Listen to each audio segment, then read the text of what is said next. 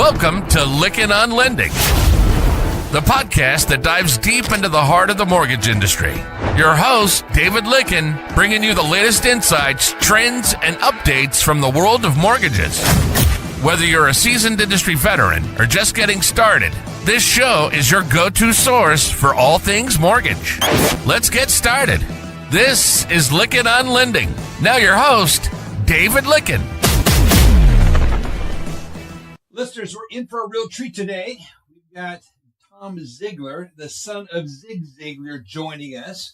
And the reason this podcast is so special to me is Tom's dad, Zig Ziglar, was a part of my earliest days. My dad was an avid listener to Zig Ziglar. I have more cassettes in my garage that I inherited from my dad when he passed away that he held on to right up till his death. And he passed them on to his boys. I got some of them. My brother got some of them. And it's just, I love that man. I love what he did for my dad, what he got him grounded in. And I believe it was, my dad was in the farm equipment business. And so I believe Zig spoke at a farm equipment dealership conference, the annual one.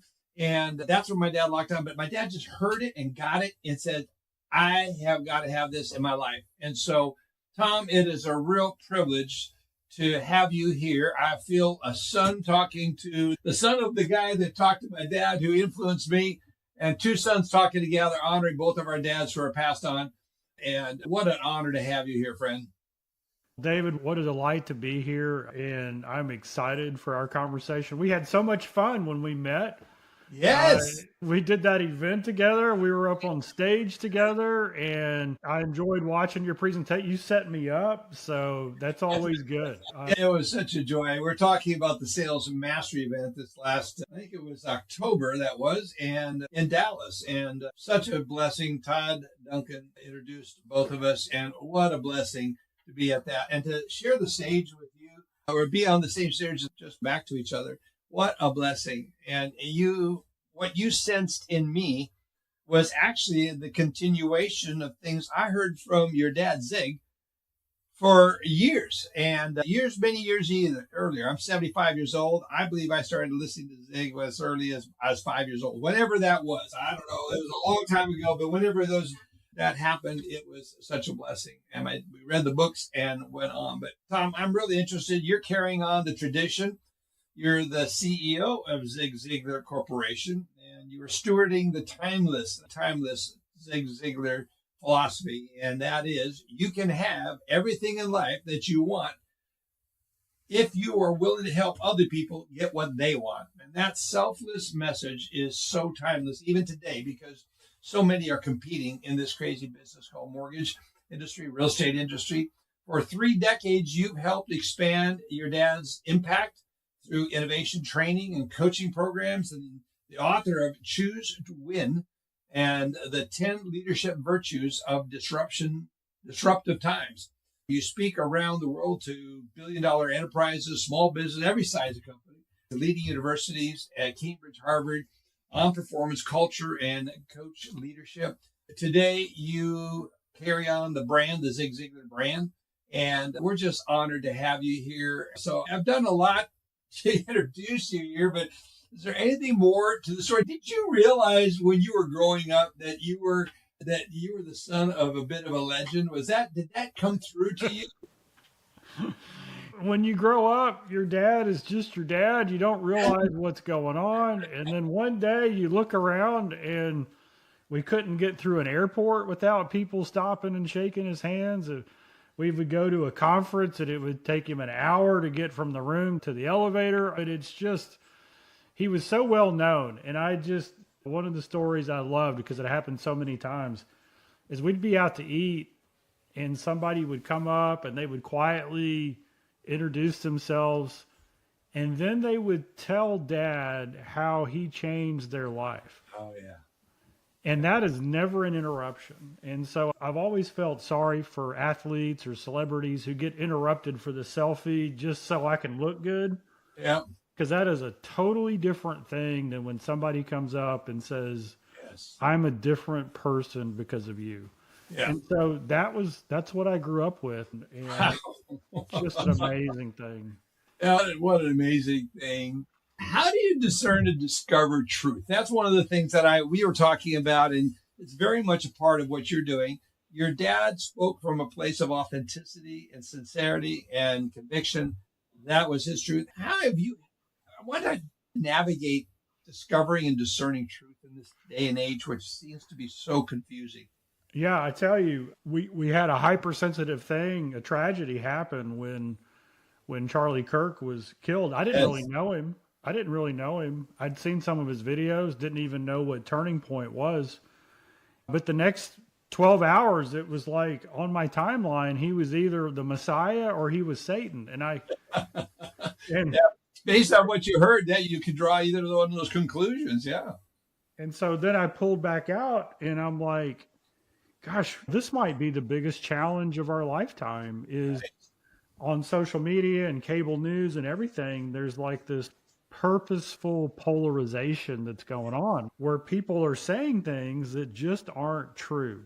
Right. And so I went about, what can we do about that? And so I wrote this thing called the Truth Compass, which is 13 principles on how to discern and discover the truth. And it's really what I think is what maybe the number one need that we have, because we're going through the day and I've got this little marionette puppet on my desk with all the strings on it. And it's most people, they're like a marionette puppet and they hear something on cable or they see something on social media. They go to lunch with people after church and people start yanking their strings and they're going nuts.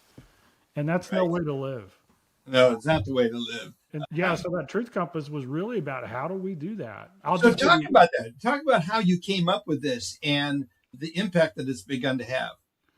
Yeah, so the first principle is I'm weird, nerdy, maybe.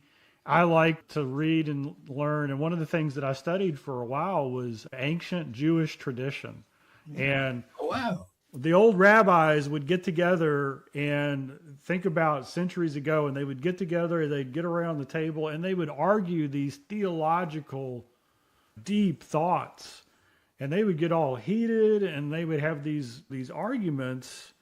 And then they would get up from the table, and they would be best friends, and they would stay at each other's houses. And even though they were in different communities, they just loved each other and they appreciated each other. And here's the principle. They weren't arguing to win the argument. They were arguing to discover the truth. To learn, discover the truth. There you go. Yeah. And so that's something that's really, we've lost sight of, is that when you see the talking heads, it's like they're trying to win the argument. And then they go and they violate other principles, like they dehumanize somebody or they belittle somebody in the process of trying to win. And that's not what it's about, is people trying to do life and do business and create friendships. We should be on this path together to figure out what is true and then honor that truth. And so these principles really help you do it. And that's what we've done. We've created a program around that and we help people discern that. And it's just been powerful. I want to get into those and how you've codified that, because it's we have technology available. That's something that my dad didn't have, other than just the spoken word back then. I didn't think we had cassette tapes, I think, when we first started. So it's like they passed on the word however they did. We had books.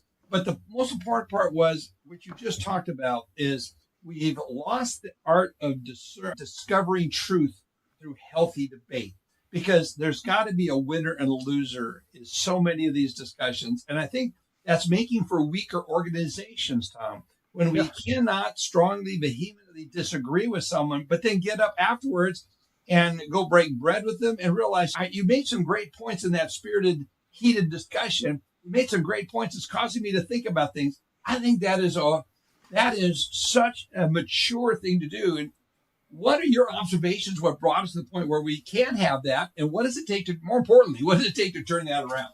Yeah, there's another principle. It's the principle of establishing common ground. And I was doing some research on it, and there's a gentleman, I can't recall his name, an African-American man, and he has helped over 200 KKK members leave the Klan. Wow. And so they're interviewing him, and they're saying, how did you do that? And he said, he's an African-American guy too, on top of it. Wow. he goes, now look at this wisdom. He says, I knew that hate wouldn't be the answer. And I knew that we were so far apart that there was little chance of me winning an argument. So he said, I just would have coffee with him. And we found out that we had so much in common. And that they were living a life that was so desperate, so disappointing, so discouraged. You've got to imagine if your life is just wrapped up in hatred for something, how it permeates and poisons everything else. And not only causes health problems, there's so many health and so the interviewers, how can you have a conversation with somebody who hates you? And he says, I respect them. And they said, you respect what they believe? He said, no, I don't respect what they believe or what they say. I respect them as a person. And so that's a big principle. And when you think about it, if you study politics and political polarization, if you take 12 people who are leaning a little bit right and you give them a social problem, their solution will be further right than the average of the 12.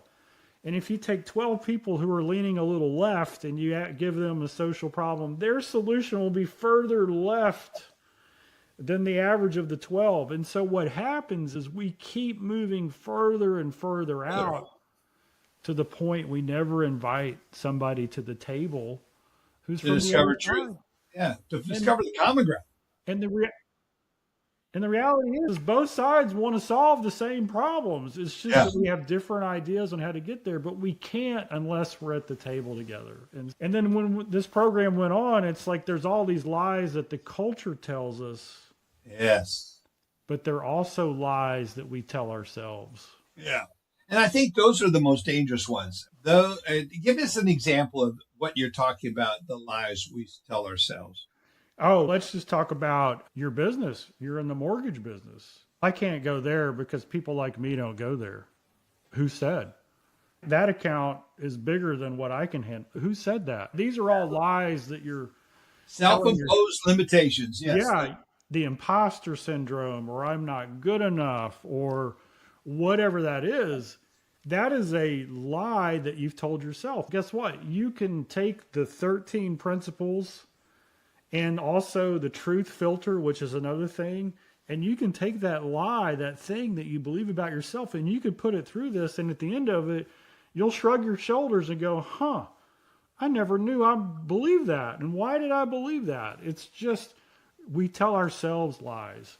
A big piece of it is identity. And what do you mean by identity? It's the wrong, it's the lie that we identify with, that we are not good enough. Is that what you're talking about? Yeah, we say, this is who I am. This is what I wear. This is the job I have. This is the amount of money I'm supposed to make. This is the kind of car I drive. These are the beliefs that I have. And so our identity is all these things. And then when somebody says, have you ever thought about this? And they put the truth in front of us, a lot of times people will say, nope, I'm not looking at that. I'm not going there. I don't believe that, because it's easier to deny the truth than it is to change your identity, because we're so locked down on it. And so personally, my identity is not something that I can earn. It's something that's given to me by my creator. Yes. Right? And so what that does for me is, it's pretty cool, is because I've had a lot of beliefs in my life that as I matured and learned new things, I realized they were wrong. But because my identity wasn't my belief, I didn't have a shaking of the core. I was like, okay, God, forgive me for that. I've learned, right? But my value was never my belief. My value was how I was created. And that's really an interesting thing, because if you talk to people whose identity is their belief and you challenge their belief, even in a good-natured way or in a loving and kind way, sometimes you get a reaction that you didn't expect.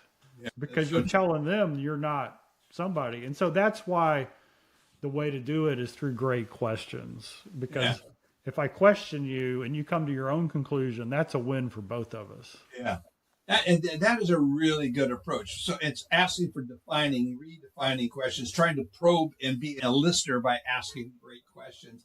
Is this what you mean with the deepest grace and the highest standard? You and I are talking about this. You talk about something called deepest grace. Yeah. And so here's the reality. A lot of people don't understand that you can have at the same time the highest standards and the deepest grace. So let's talk about business and then we'll talk about the human or the spiritual side. So in business, if I didn't have any standards in my business, I'd go out of business. Right. Because anything's good enough and then pretty soon everybody's beating you. So you got to have super high standards. But in order for a business to thrive and to grow, you're going to have people working in that business. And people are going to make mistakes. Yep. And so how do we handle that? We give them the deepest grace, right? We come in and we love them and we try to understand how they made that mistake. And most mistakes you can recover from. Now, there's some that we might have to be real serious about, but we don't lower the standard to adjust for their mistake. Instead, we come in with the love and say, hey, no, this is the way we do it. This is why we do it. You're capable of doing it fantastic. And it's just like the old parable in the Bible where the Pharisees brought the woman caught in adultery. And they said, oh, look, Rabbi, we've caught her. The law says we should stone her. What should we do? What do you say we should do? Yeah. Jesus writes in the sand. They don't know what he says. And then he looks up and he says, he who is without sin cast the first stone. Yeah. And everybody melts away. One by one, they drop their stones and walk away. Yeah. There's a business principle in that. It's a great life principle. Yeah. But it is, he didn't defeat it by saying, what are you fools thinking of? He asked him a question where he may say, okay, which one of you, he asked a challenging, I guess it was a statement, but it was a question. Okay, which one of you is without? Yeah, exactly. Yeah. And we're out. It's so true. The principle. And then he closes it off. He says, no one here condemns you, and neither do I. Yeah. Now go and sin no more. So what did he do? He gave the deepest grace, and then he kept the highest standard. Go and sin no more. And so that's a great example. That is a really good example of it. I'm trying to think of a situation in business. Someone fails. I'm thinking of one person.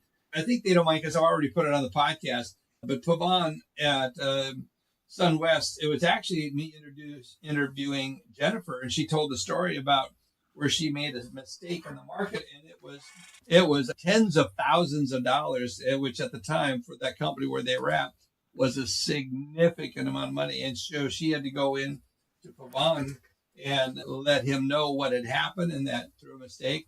And it was just really, for her, she was already thinking, I got to go get a box, start packing in my office. What am I going to do next? I'm going to get fired. And he looked up at her and says, how did it happen? He says, I did this and I failed to do this. And he says, okay, did you learn from it? And he goes, yes. She says, would you do this ever again? He goes, absolutely not. He says, okay, good. Go back to your desk, go back to work. And she was floored. It was the deepest grace. And it was an expensive lesson. And she says, that made me so loyal to this company because when you realize, and she says, I worked never to make, she made other mistakes. We all make different mistakes. She said, I made some other mistakes, but none of them were as expensive as that one. And it may have been hundreds of thousands of dollars. I don't know, but it was a significant amount of money that could have put a lot of companies out of business. And he forgave her and just said, did you learn from it? Can we not make sure we don't do that again? And she went right back to work. No impunity. And it's where you're now on probation or anything like that. It's just like it made for one of the strongest employees in that company. I love these kind of stories about holding a high standard, but doing that. How do you do this when you're with your technology? Because first of all, let's talk about your technology. You developed some great technology that's built on your dad's principles, Zig Ziglar's principles, and you put them in, you codified them. And how did you do that? And how does this system work? Yeah, so we call it Zig AI. Zig AI, oh good. Yeah, real simple. And it's pretty cool. What we did is the problem with AI is sometimes you can't trust where it gets the information from, makes it up. Now, I will say this, AI is a lot better now than it was 6 months ago, and it's going to be a lot better in the future. But what we did is we circumnavigated that. We just took 15 of Dad's books. We took 50 hours of Dad's audio programs. We took some other training courses we had. We took my 2 books and we put it into Zig AI. And then we built a coaching lens. So the AI tool is like a coach. And so you can go into it and you can say, hey, Zig, I want to have the best 2026 in my mortgage industry, in my mortgage business I've ever had. What's the Ziglar way of setting goals to make that happen? And you get a Zig Ziglar answer, right? Zig's voice? Superpower. No, this is just the AI fuel, which is what Todd has got the voice. And now that is next level cool. So there's some next level. That's how we did it. And for everybody who's listening to this, I'm a huge proponent in AI to speed up our ability to learn and to do busy work so we can build more face-to-face, phone-to-phone relationships. So amazing. It's just the recorded. End of the day. That's what it is.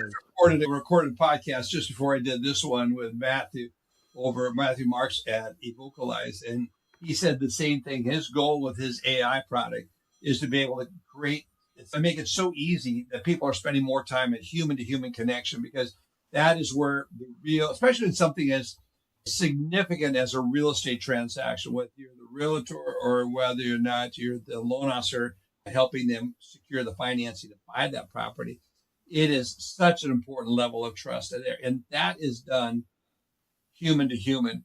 But having the tools to set the goals, I love that idea. So how can we access that system? Yeah, so we do a free trial subscription. You don't need a credit card or anything. You just get your phone out and the subject line is Zig AI, ZIGAI, all caps. So and the number is 33777. You just text it.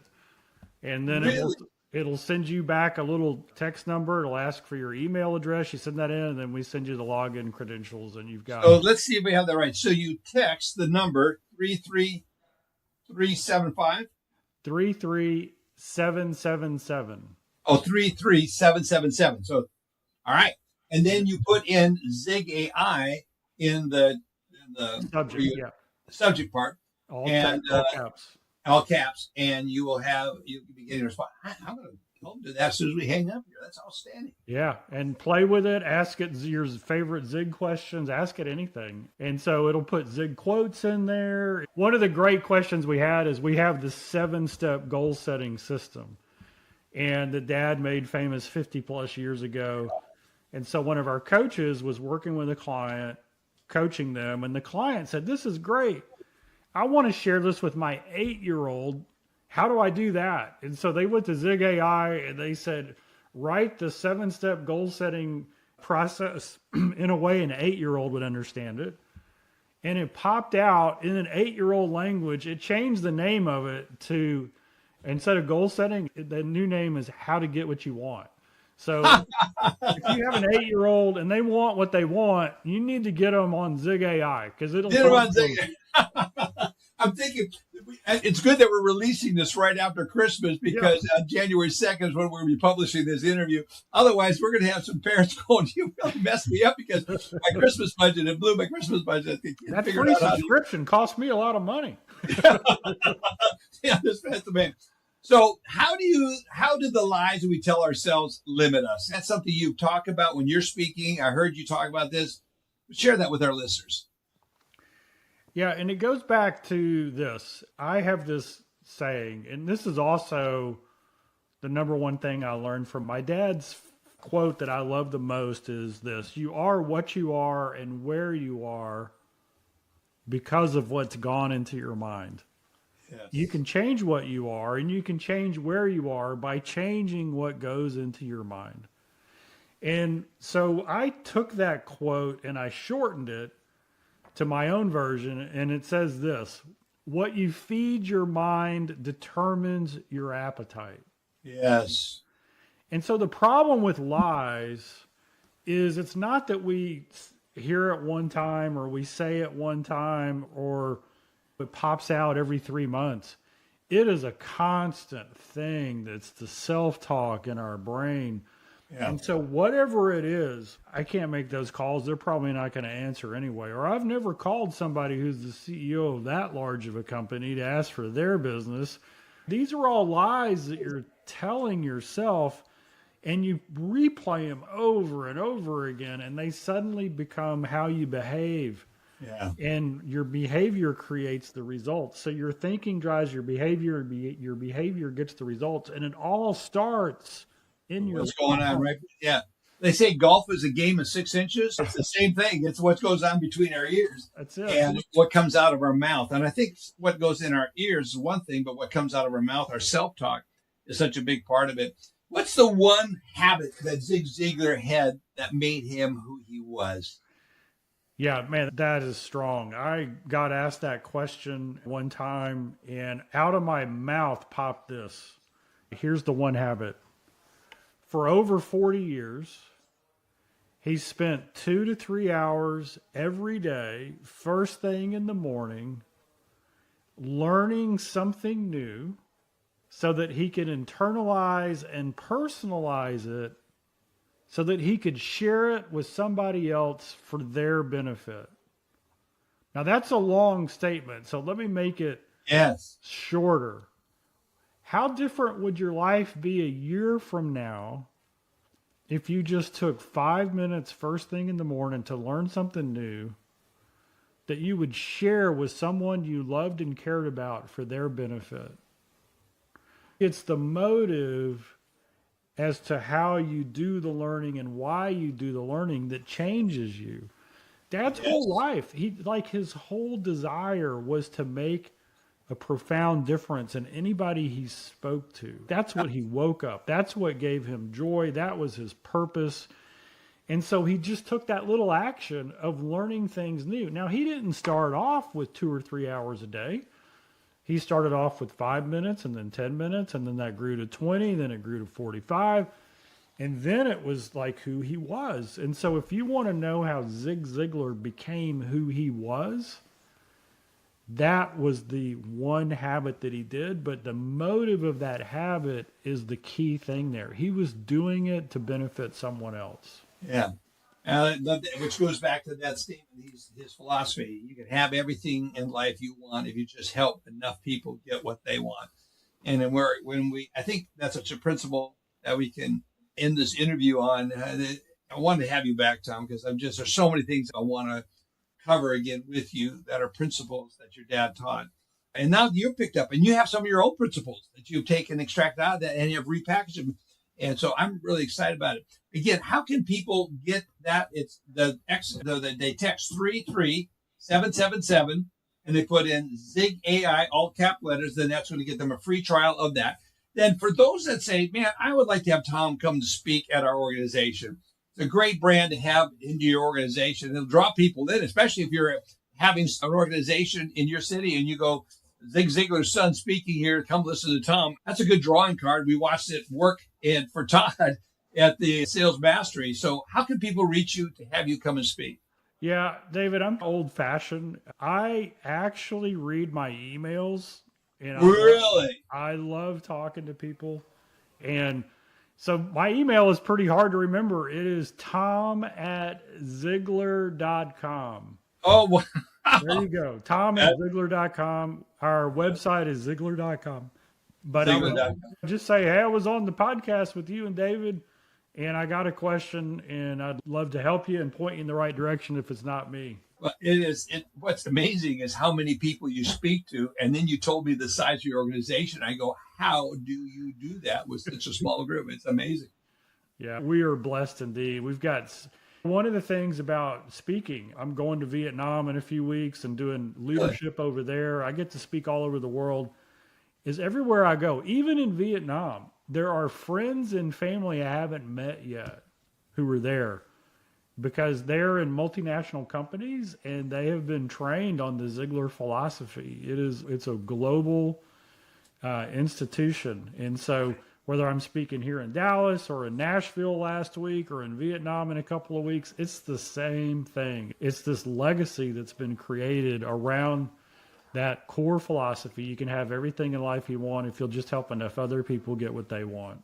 Yeah, what's so fun about that? It's a principle that works and has worked for decades. And I'm so glad to have met you, Tom. What a gracious human being you are, and what an honor you do to your dad to carry on the legacy. I think that's just awesome. And it's been great to have you here. Thank you. Thank you, sir. Folks, this is a real special podcast for me. For the opportunity to talk to Tom Ziglar. Zig Ziglar's son is just such an honor. I encourage you to reach out, download that website. Again, 333-2333-777, and then put all caps Zig AI, Z-I-G-A-I, and you will then get to have access to this. I encourage you to check it out. We're looking for solutions. We're looking for this. Yes, he is a faith-based man. Zig was very much of a faith-based man. For those that have a faith, you're going to embrace that. For those that don't, doesn't mean that it isn't something you should do. The principles, truth is truth. It works no matter what you believe. I encourage you to share this podcast out with others. I want to say a special thank you to our sponsors, Byte Software, First Close, Angel AI, True, Candid, MBA, Lenders One, Modex, Redder, Mortgage Advisory Tools, and Fuel. Thank you so much for being here. Share this, and I appreciate you. Look forward to seeing you on the next podcast. You've been listening to Lickin' on Lending. Our passion is to bring you the latest insights, trends, and updates from the world of mortgages. So on this show, if you're a seasoned industry veteran or just getting started, it's your go-to source for all things mortgage. We hope you've enjoyed the show. We'll be back soon. Take care, and we'll see you next time on Lickin' on Lending.